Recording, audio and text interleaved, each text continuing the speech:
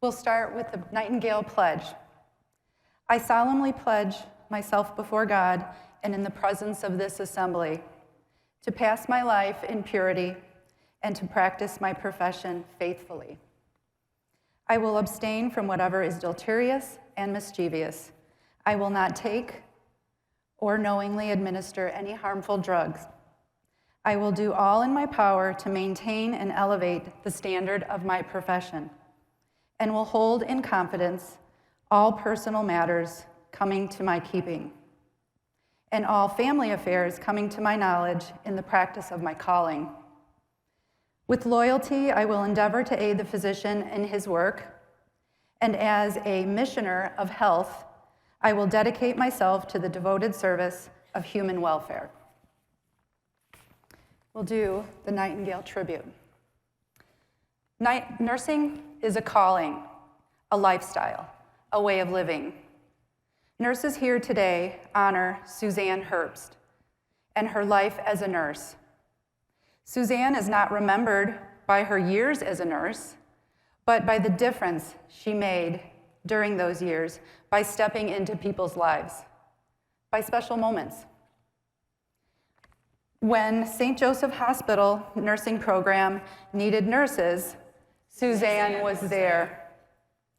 When there was a need for a nurse to place the first pick, Suzanne was there. When Sequoia Hospital in Redwood City, California needed a hospice department, Suzanne was there.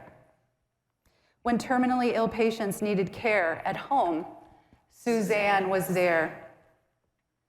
When there was a need to support and promote the specialty of vascular access, Suzanne was there. When a calming, quiet presence was all that was needed, Suzanne was there.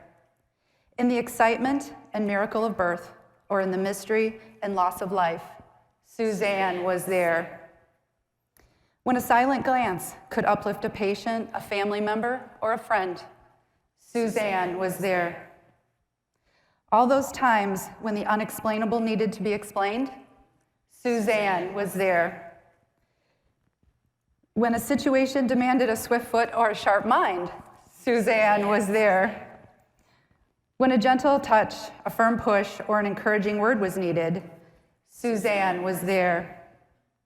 In choosing the best one from the family's thank you box of chocolates, Suzanne was there. To witness humanity, its beauty, and in good times and in bad, without judgment, Suzanne was there.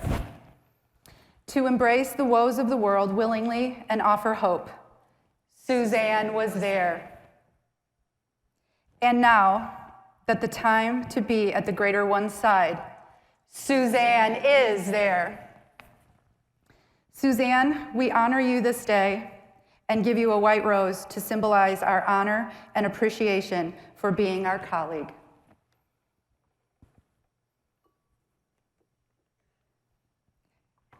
Nurses in the audience, retired and active, please stand as we do the final tribute.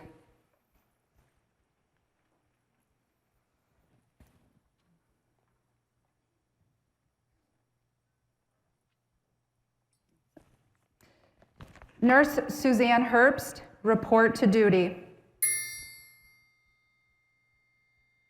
Nurse Suzanne Herbst, report to duty.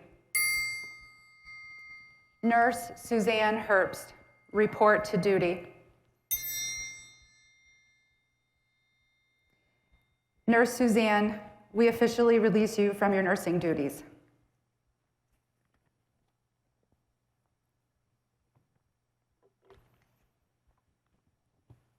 May you rest in ever-loving peace.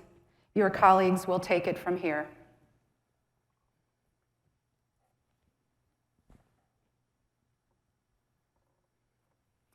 Ava Honor Guard, dismissed.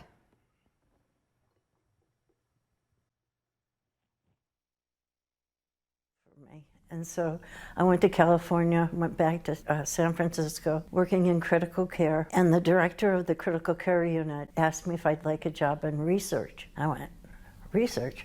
a nurse in research. And so I started working. It was called Riverside Research Institute. And there's a Hickman catheter named after Dr. Hickman and a Broviac catheter named after Jack Broviac. I worked with Dr. Swan and Gantz to develop critical care catheters. Oh, and the HIV was just running wild in San Francisco. And people that just wouldn't come to work with me because they didn't want to see these people with AIDS. One of the things that would happen is I called it catheter abuse. And that was an AIDS patient would go into the hospital and have a fever, and everybody, they all did. And infection control people just wanted to pull the line, and they did. And oftentimes that was the only line we had left. But I stuck with my friends who had these lines in there. There's Gare and Bobby. And Gare said to me, Suze, you got to do something about this, because he had gone to the hospital, he had a fever, and they pulled this line, and we were using that for pain control, for morphine, and for his Kaposi sarcoma. I got to his house and I was livid that they would just pull the line and have no options for that. At the same time, I was doing research at MD Anderson in Houston, and they sent me to the hematology meetings in Helsinki. I brought that back to MD Anderson and I said, can we try this? Dr. Freireich, who was the head of the leukemia hematology groups, let me put in the first line. So I put in the first PICC line in the United States as a nurse. I had this idea, if I could get everyone that was putting these lines in, I started, it was called the Bay Area Vascular Access Committee, BAVAC, bringing everyone together. That was a piece of the pie, including manufacturing at the time, because they were coming out with things, but they weren't listening to the nurses that were at the bedside. And the consumers were very important to me. I just didn't want to see any more abuse. And then it ultimately got changed to AVA, because it's all over the world now. Today, I think we're getting there. And one of the board members, we had our very first board, it gave me a globe, and I laughed, you know. International? I don't think so. No, not at all. No, we're lucky to be as big as we were getting in California, you know. Please welcome to the stage Gail Egan and Matt Ostroff. Welcome home, Matt. Welcome home, Gail. Welcome home to AVA.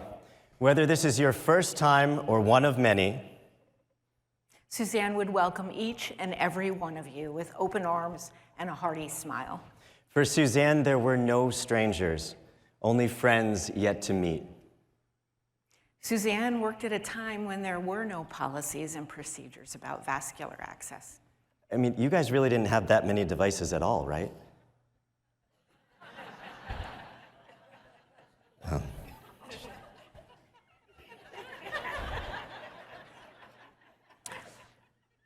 But she was never afraid to design and innovate devices and strategies to improve patient outcomes. Suzanne was a pioneer who recognized that interdisciplinary investment in vascular access resulted in enhanced clinical outcomes. She was collaborated with and partnered with Drs. Hickman, Broviac, Freilich, Swan, and Gantz. She was just one person. Oops. Suzanne was a clinician. She was there on the first days of the AIDS epidemic in San Francisco. She was just one person. Who dreamed of creating a home for vascular access clinicians and specialists around the globe to improve patient care. Suzanne's dream, though, was not about her. It was about each and every one of you here today. It was about creating the opportunity for us to learn and grow, design and innovate, and be the very best clinicians that each of us could be. So today, we want to thank you, Suzanne, and give you one last and loving standing ovation as we dive into what forever will be your legacy, the Association for Vascular Access Scientific Meeting. Welcome home.